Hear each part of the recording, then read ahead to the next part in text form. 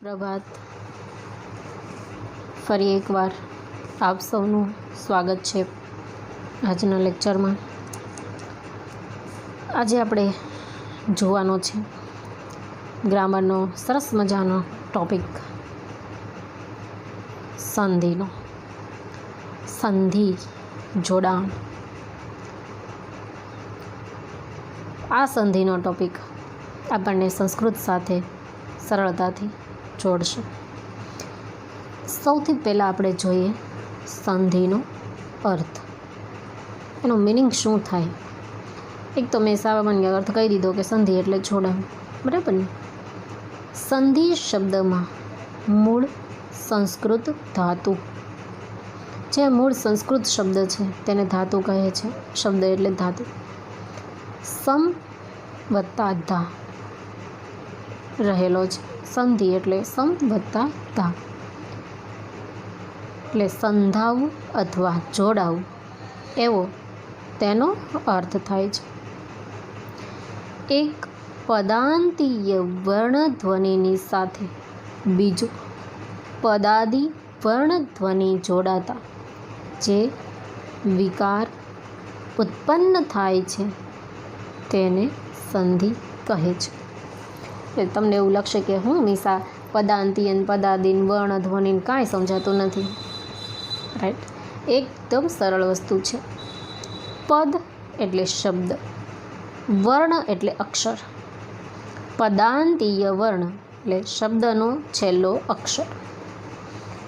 એક શબ્દનો છેલ્લો અક્ષર તેની સાથે પદાદી વર્ણ એટલે પદનો આદિ એટલે શરૂઆત, શબ્દનો શરૂઆતનો વર્ણ. પહેલા શબ્દનો છેલ્લો અક્ષર અને બીજા શબ્દનો પહેલો અક્ષર, આ બંને જોડાય અને જે ધ્વનિ વિકાર એટલે કે જેમાં ફેરફાર થાય તેને કહેવાય સંધિ. એકદમ સરળ વસ્તુ છે. બે શબ્દ હોય, બે શબ્દમાં પહેલા શબ્દનો છેલ્લો અક્ષર, બીજા શબ્દનો પહેલો અક્ષર, આ બંને ભેગા થાય અને જે ઉચ્ચારણમાં પરિવર્તન આવે તેને કહેવાય છે સંધિ. સંધિનો ઉપયોગ ક્યાં થાય? આગળ મેં વાત કરી કે ભાઈ વ્યાકરણ છે સૌથી શ્રેષ્ઠ અને વ્યાપક વિસ્તારપૂર્વક એનું સર્જન કર્યું હોય તો એ પાણીનીએ. એટલે આ પાણીનીના સૂત્રો અનુસાર આપણે આગળ જોયું હતું કે ભાઈ પાણીનીએ ઘણા બધા સૂત્રોની રચના, હજારો સૂત્રોની રચના કરી છે. એક બે શબ્દથી લઈને એ સૂત્રની શરૂઆત થાય ને એમાં ઘણી બધી વિસ્તૃત માહિતી આપી છે. તો આ જ પાણીનીના સૂત્ર અનુસાર કેટલીક જગ્યાએ સંધિ અનિવાર્ય હોય છે, એટલે કે જરૂરી હોય છે. જ્યારે કેટલીક જગ્યાએ બોલનારની ઈચ્છા અર્થાત વિવક્ષાને આધીન હોય છે, ત્યાં સંધિનો ઉપયોગ ઐચ્છિક હોય છે. ઘણી જગ્યાએ સંધિ કરવી ફરજિયાત બની જાય છે, કરવી જ પડે તો જ આપણે એનું ઉચ્ચારણ કરી શકીએ. અને ઘણી જગ્યાએ એવું બને છે કે જે બોલનાર વ્યક્તિ છે એની ઈચ્છા હોય તો એ સંધિનો ઉપયોગ કરી શકે છે, એટલે એને કહે છે ઐચ્છિક.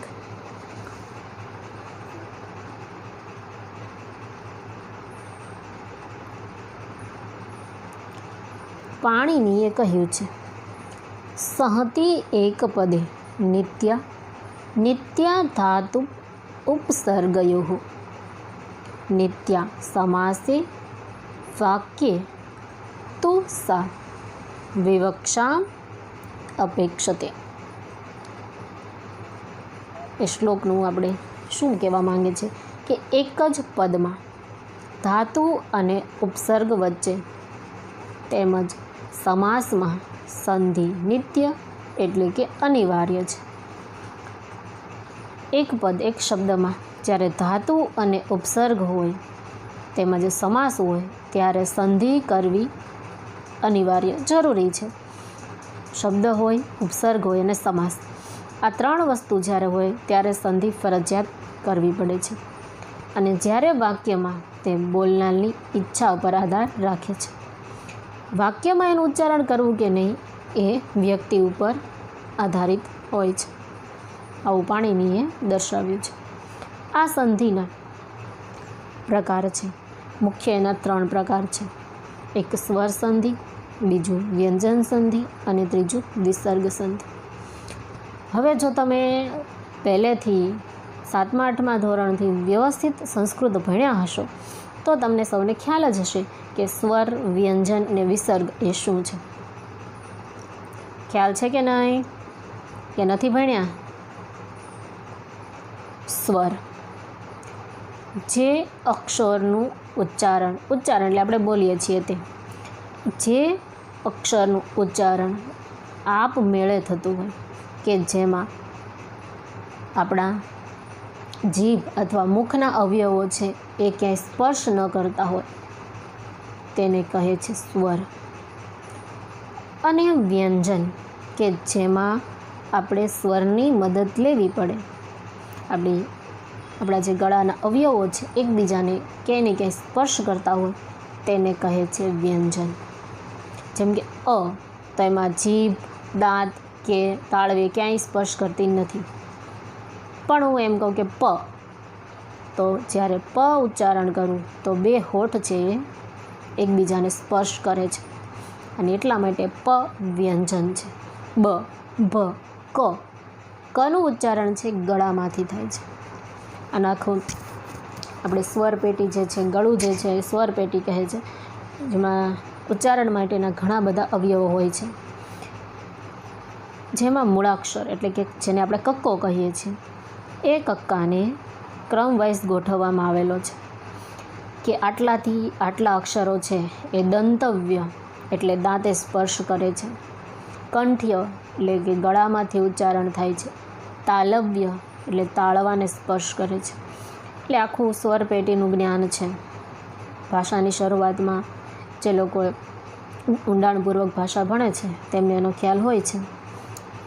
અને આ તમારે બધી વસ્તુ પ્રાઇમરીમાં આવતી હતી જો તમે લોકોએ ભણી હોય અથવા તમારા ટીચરોએ ડીપલી કરાવી હોય તો. એટલે સ્વર સંધિ, વ્યંજન સંધિ. ત્રીજું છે વિસર્ગ સંધિ. વિસર્ગ સંધિ કોને કહે છે? આપણે જ્યારે ભણતા હોઈએ છીએ ઘણા બધા સંસ્કૃત શબ્દો એમની પાછળ 2 ટપકા આવે છે. રામઃ, નૃપતિઃ, સૂર્યઃ, ભાનુઃ. જેમ કે ઉપર શ્લોકમાં આપ્યું છે ઉપસર્ગયોઃ, તો એ પાછળ જે 2 ટપકા છે તેને કહે છે વિસર્ગ. હવે આપણને એમ થાય કે એનું વળી શું મહત્ત્વ, પણ એ વિસર્ગ પણ ખૂબ જ મહત્ત્વના હોય છે. વિસર્ગનું ઉચ્ચારણ ખાસ કરીને ર અથવા તો સ બનતો હોય છે. એટલે વિસર્ગની પણ સંધિ થાય છે. આ મુખ્ય 3 સંધિ સ્વર સંધિ, વ્યંજન સંધિ અને વિસર્ગ સંધિ. આ 3 સંધિ આપણા માટે મહત્ત્વની છે, આપણે ભણવાની છે, શીખવાની છે, પેપરમાં યાદ રહે તેવી રીતે લર્ન કરવાની છે. આજે આપણે સૌથી પહેલાં જોઈશું સ્વર સંધિ. રેડી?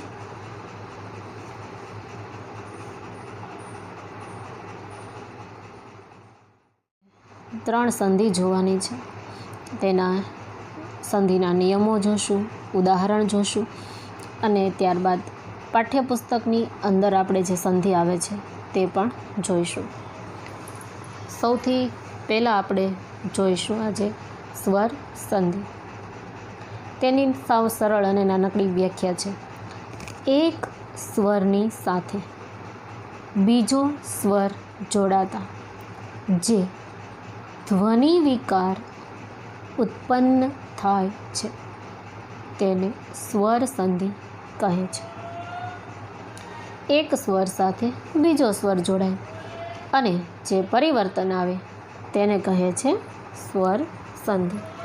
એટલે આપણે હવે એમાં નિયમ સાથે સાથે એના ઉદાહરણ પણ જોતા જઈએ. તમને સાથે સાથે સ્વર પણ શીખવા મળશે કે કયા કયા સ્વર છે, જેમ કે અ, આ, ઈ, ઉ, ઋ તો આવા સ્વર છે 13 સ્વર, 13 સ્વર પણ આપણે શીખી લઈએ. સૌથી પહેલા નિયમમાં છે કે અ પ્લસ અ ઇઝ ઇક્વલ ટુ આ. 2 સ્વર છે, અ વત્તા અ, રસ્વ સ્વર છે. સ્વરમાં પણ રસ્વ અને દીર્ઘ આવે છે, ખબર છે ને? રસ્વ ઈ ને દીર્ઘ ઈ. રસ્વ સ્વર એટલે જેનું ઉચ્ચારણ ટૂંકું નાનું હોય, અને દીર્ઘ સ્વર જેનું ઉચ્ચારણ લાંબુ હોય. અ પ્લસ અ એટલે કે આ. બાજુમાં ઉદાહરણ જોઈએ. અત્ર પ્લસ અસ્તિ. હવે દરેક વ્યંજનની અંદર સ્વર ભળેલો છે, એટલે અત્ર તો ત્રની અંદર અ આવી ગયો, અને બીજા શબ્દોમાં પણ અ છે. આપણે સંધિની પહેલી વ્યાખ્યા યાદ કરીએ કે પહેલા શબ્દનો છેલ્લો અક્ષર, બીજા શબ્દનો પહેલો અક્ષર. અહીંયા પહેલો શબ્દ છે અત્ર, એનો છેલ્લો અક્ષર ત્ર, એની અંદર રહેલો સ્વર અ. બીજો શબ્દ છે અસ્તિ, જેનો પહેલો અક્ષર અ. અ પ્લસ અ ઇઝ ઇક્વલ ટુ આ, એટલે બની ગયું અત્રાસ્તિ. અત્ર અસ્તિ, અત્રાસ્તિ. એકદમ સરળ છે. વારંવાર વાંચન કરશો, સાંભળશો એટલે તમને ચોક્કસ આવડી જશે. બીજું છે અ વત્તા આ. રસ્વ સ્વર, દીર્ઘ સ્વર, એટલે બને દીર્ઘ સ્વર. ઉદાહરણ જોઈએ. ચતુર વત્તા આનંદ. હવે તમે એમ કહેશો કે અહીંયા તો ર છે, અ તો નથી, પણ વ્યંજન છે ને વ્યંજનની અંદર સ્વર રહેલો છે. યાદ આવ્યું? ઓકે.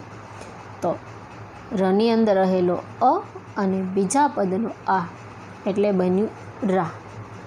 ચતુર આનંદ, ચતુરાનંદ. રેડી.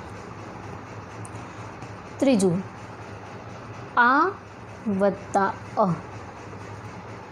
દીર્ઘ સ્વર, રસ્વ સ્વર એટલે દીર્ઘ સ્વર. કદા વત્તા અપી, કદાપી. કદામાં આ, અપીનો અ, કદાપી. ત્યારબાદ આ વત્તા આ. દીર્ઘ સ્વર, દીર્ઘ સ્વર એટલે દીર્ઘ સ્વર. વિદ્યા વત્તા આલય, વિદ્યાલય. વિદ્યાનો આ, આલયનો આ એટલે વિદ્યાલય. છે ને એકદમ સરળ. બીજો નિયમ છે ઈનો. ઈ વત્તા ઈ બરાબર ઈ, એટલે રસ્વઈ, રસ્વઈ બરાબર દીર્ઘઈ. તમારે ઓલું નથી આવતું મેથ્સમાં plus plus is equal to plus ને પ્લસ માઇનસ? મને તો ગણિત બહુ નથી ફાવતું, એટલે પણ આ એની જેવું જ છે કે ભાઈ રસ્વઈ વત્તા રસ્વઈ બરાબર દીર્ઘઈ. વદતી પ્લસ ઈતિ, વદતીતિ. જો અહીંયા પહેલાંમાં તી રસ્વ આગળની બાજુ આપ્યો છે, અને ઉદાહરણમાં જ્યારે સંધિ જોડાય ત્યારે વદતીતિ એટલે તી છે એ દીર્ઘ બની ગયો. એ દીર્ઘની નિશાની છે, એ આવી રીતે થાય, બરાબર ને?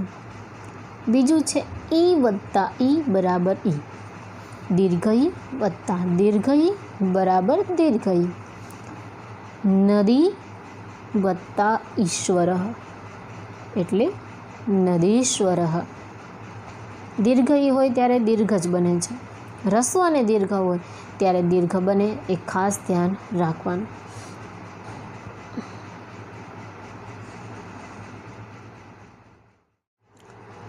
ત્રીજું ઉદાહરણ.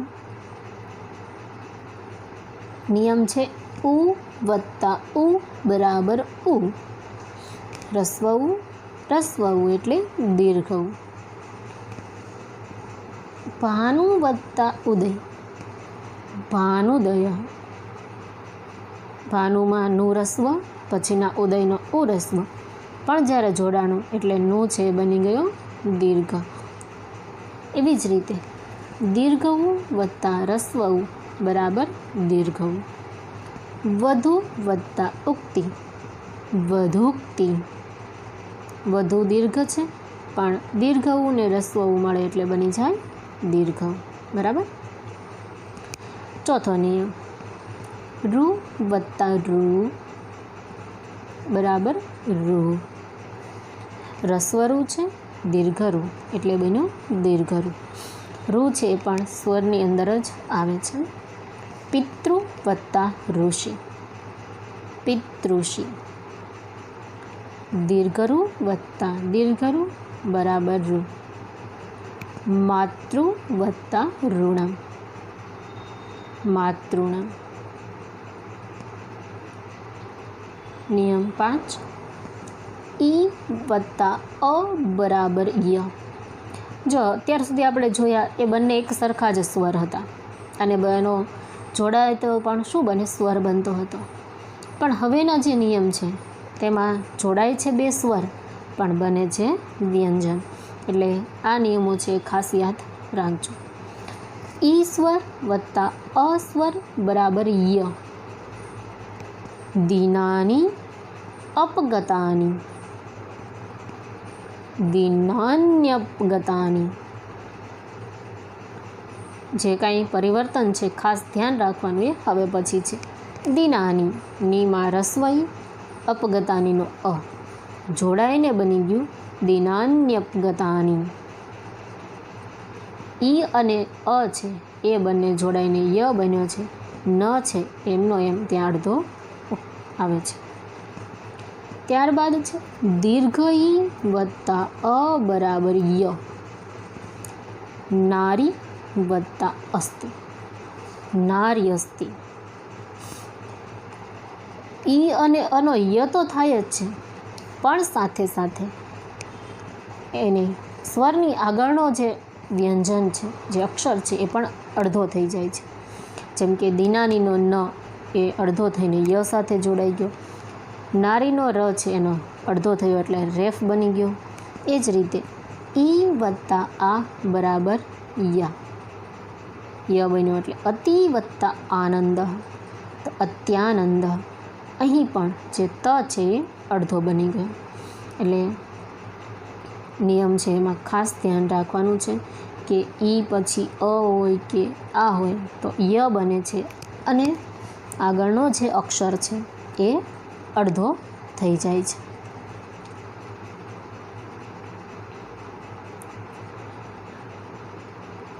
નિયમ નંબર 6, ઈ વત્તા ઉ બરાબર યુ. પ્રતિ વત્તા ઉત્તર, પ્રત્યુત્તર. ઈ વત્તા ઉ બરાબર યુ. સ્વર ઈ હોય કે દીર્ઘ ઈ, રસ્વ ઈ હોય કે દીર્ઘ ઈ હોય, બંનેનું શું બને છે ઈ વત્તા ઉ બરાબર યુ. સુધી વત્તા ઉપાસ્ય, શુદ્ધ્યુપાસ્ય. તો અહીં પણ બે સ્વર જોડાય એટલે યુ બને છે અને સાથે સાથે જે આગળનું વ્યંજન છે એ પણ અડધો બની જાય છે.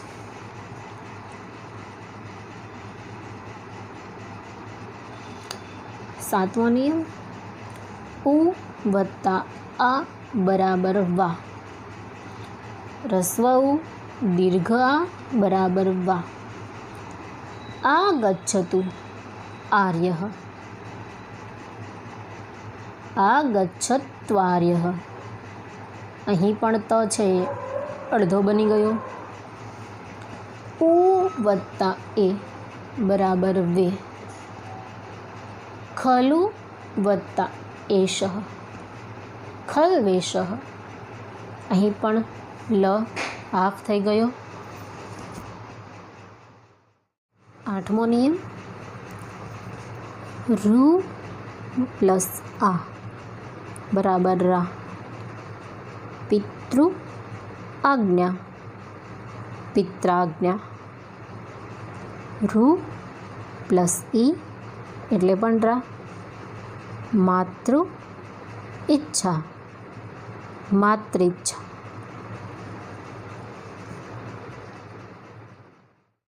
નિયમ નંબર 9, અ પ્લસ ઈ ઇઝ ઇક્વલ ટુ એ.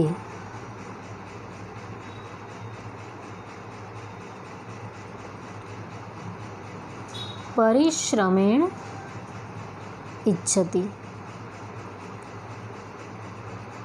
પરિશ્રમેણે ચતિ ણ છે એની સાથે ઈ જોડાઈ ગયો એટલે બની ગયો એ।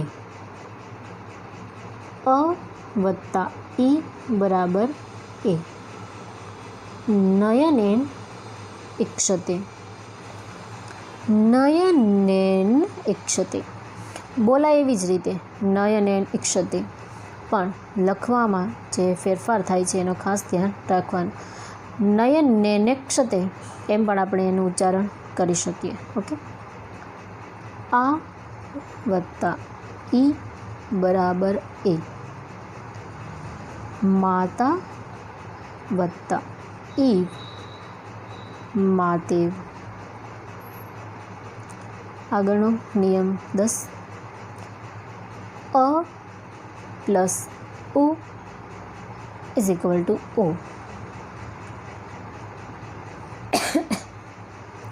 સૂર્ય ઉદય, સૂર્યોદય।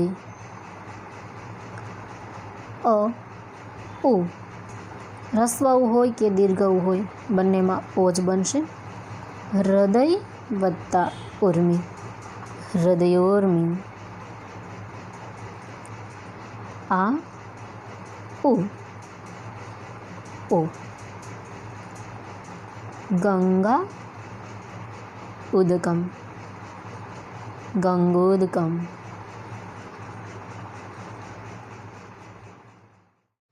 નિયમ નંબર 11, અ પ્લસ રૂ અર।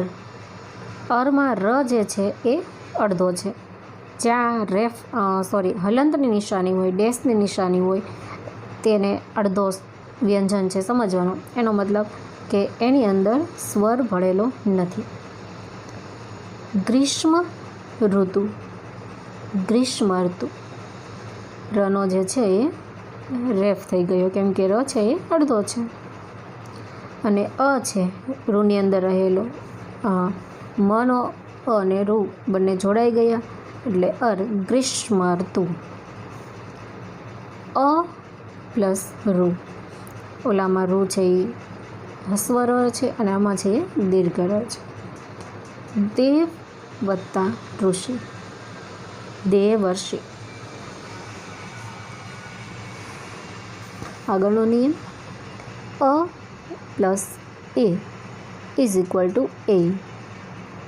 અદ્ય એવ, અદ્યેવ।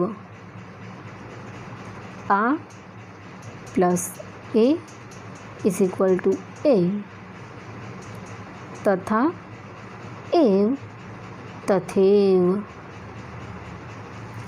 જો તમે એકદમ શાંત વાતાવરણમાં સાંભળશો અવાજ એટલે તમને ખબર પડશે કે ઉચ્ચારણ કઈ રીતે થાય છે। અદ્ય એવ, અદ્યેવ, તથા એવ, તથેવ। રેડી? આગળ નિયમ નંબર 13, અ પ્લસ ઓ ઇઝ ઇક્વલ ટુ ઓ। જલ ઓદઃ, જલોદઃ।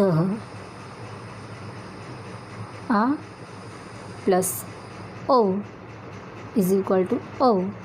અહીંયા જે ઓ છે હ્રસ્વ સ્વર, દીર્ઘ સ્વર એ બંને મળીને જે બન્યા છે એ સંયુક્તાક્ષર છે, સંયુક્ત સ્વર છે। જેમ કે અ એ બરાબર એ, આ ઓ ઓ, એની પછીના નીચેના, તો એ જે બને છે એ સંયુક્ત સ્વર છે। બે સ્વર મળીને બન્યા હોય તેને કહેવાય છે સંયુક્ત સ્વર। આ પ્લસ ઓ બરાબર ઓ। સદા ઔત્સુક્યમ, સદોત્સુક્યમ। આગળ 14નો નિયમ, એ પ્લસ આ અયા। મન્યતે આત્માનમ, મન્યતયાત્માનમ। ઈ અને આ બંને વયા ગયા અને થયો યા। એ પ્લસ અ બરાબર આય, તસ્મૈ અદર્શનમ, તસ્માય દર્શનમ. ઓ પ્લસ એ બરાબર અવે, પ્રભો એહિ, પ્રભવેહિ. ઓ પ્લસ અ બરાબર આવ, માનો અપી, માનવાપી.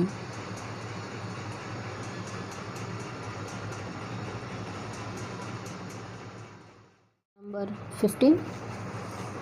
પદાંતે આવતા એ કે ઓ પછી અ આવે તો અનો લોપ થાય છે અને તેની જગ્યાએ અવગ્રહ મુકાય છે. પદાંતે એટલે શબ્દને છેલ્લે, છેલ્લો અક્ષર એ હોય અથવા ઓ હોય અને ત્યાર પછીના શબ્દમાં શરૂઆતનો અ હોય તો એ અ છે એ લોપ થાય, મતલબ એ ગાયબ થઈ જાય અને એની જગ્યાએ અવગ્રહ મુકાય છે, જેની નિશાની ડ છે, એનું ઉચ્ચારણ અ થાય છે. આપણે ઉદાહરણ જોઈએ. વને અસ્મિન, વને અસ્મિન બોલવામાં સરખું જ છે, પણ જે અ છે એ જે ચાલ્યો ગયો એની જગ્યાએ આવી ગયો અવગ્રહ. લોકો અયમ, પહેલા શબ્દના છેલ્લે એ અને બીજામાં પહેલા શબ્દના છેલ્લે ઓ, ત્યારબાદ બીજા શબ્દની શરૂઆતમાં બંનેમાં આવે છે અ, એટલે અ નીકળી ગયો, એની જગ્યાએ અવગ્રહ થઈ ગયો.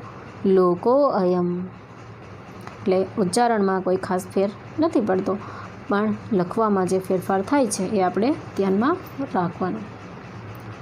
આગળનો નિયમ છે 16મો. કોઈ પણ દ્વિવચનાંત રૂપને અંતે ઈ, ઉ કે એ આવતો હોય તો પછીના સ્વર સાથે તેની સંધિ થતી નથી. દ્વિવચનાંત રૂપ એટલે કે બહુવચન જેવો શબ્દ હોય અને તેનો છેલ્લો અક્ષરમાં ઈ, ઉ કે એ આવે તો એની પછીના સ્વર સાથે સંધિ થતી નથી, જોડાણ થતું નથી. ઋષિ ઈક્ષતે, ઋષિ ઈક્ષતે શબ્દ એનો એ જ રહ્યો.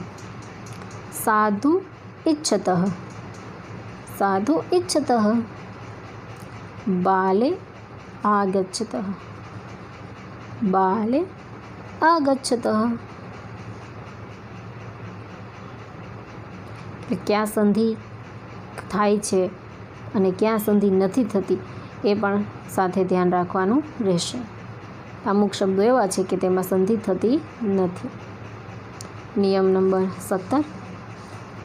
અદસ સર્વનામના રૂપોમાં મી કે મુ અંતે આવતા રૂપો પછી કોઈ પણ સ્વર આવે તો પણ સંધિ થતી નથી. અદસ સર્વનામ એ સર્વનામ છે એના ટેબલ આપણે જોયા હતા, તેમાં અદસનું સર્વનામ છે. તેના રૂપોમાં છેલ્લો અક્ષર મી કે મો હોય અને પછીના શબ્દમાં કોઈ પણ સ્વર હોય તો પણ સંધિ બનતી નથી. અમી ઈશા, અમી ઈશાહ. અમુ અશ્વાહ, અમુ અશ્વો. એમાં પણ સંધિ થતી નથી. ક્યાંક ક્યાંક નાની નાની પ્રિન્ટ મિસ્ટેક છે પણ એ દેખાઈ જાય એવી છે. નિયમ નંબર 18. ઓકારાંત અવ્યય પછી કોઈ પણ સ્વર આવે તો તેમની સંધિ થતી નથી. ઓકારાંત એટલે ઓ દ્વારા ઉચ્ચારણનો શબ્દનો અંત થતો હોય એવા અવ્યય પછી કોઈ પણ સ્વર હોય તો સંધિ ન બને. ભો ઈશ્વરઃ, ભો ઈશ્વરઃ. ભો એટલે કે ઓ, હે એ અવ્યય છે કે અવ્યય એટલે એવા શબ્દો કે કોઈ પણ લિંગ હોય એમાં કોઈ ફેરફાર થતો નથી. અહો અશ્વાહા, અહો અશ્વાહા, અહો અશ્વ એમનું એમ જ રહે છે, કેમ કે અહો એટલે કે અરે એ પણ અવ્યયી છે કે જે ત્રણેય લિંગમાં સરખો વપરાય છે, એમાં પણ કોઈ ફેરફાર થાય નહીં. છેલ્લો 19મો સ્વર સંધિનો છેલ્લો નિયમ. પદાંતે આવેલા આ પછી જો અ કે આ આવે તો પછીના અના આ અ અને આના અનુક્રમે 1 અને 2 અવગ્રહ મુકાય છે. કોઈ પણ નામ હોય, છેલ્લો એનો અક્ષરમાં આ હોય અને બીજા શબ્દના શરૂઆતમાં અ હોય તો એ અવગ્રહ મુકાય, અને પહેલા શબ્દમાં આ, બીજા શબ્દમાં આ તો 2 અવગ્રહ મુકાય. તદા અહમ, તદા અહમ, કદા આગત્ય, કદા આગત્ય ઉચ્ચારણ એમનું એમ જ રહેશે. તો આ હતા સ્વર સંધિના નિયમો. અહીંયા ઉદાહરણ છે એ કોમન ઉદાહરણ છે. આપણે આપણી ટેક્સ્ટબુકના ઉદાહરણ છે એ પછી સાથે સંધિ પૂરી થતી જાય એ રીતે જોઈશું આગળના લેક્ચરમાં. બાકીની 2 જે વ્યંજન સંધિ અને વિસર્ગ સંધિ છે એ પણ આપણે નેક્સ્ટ લેક્ચરમાં જોઈશું.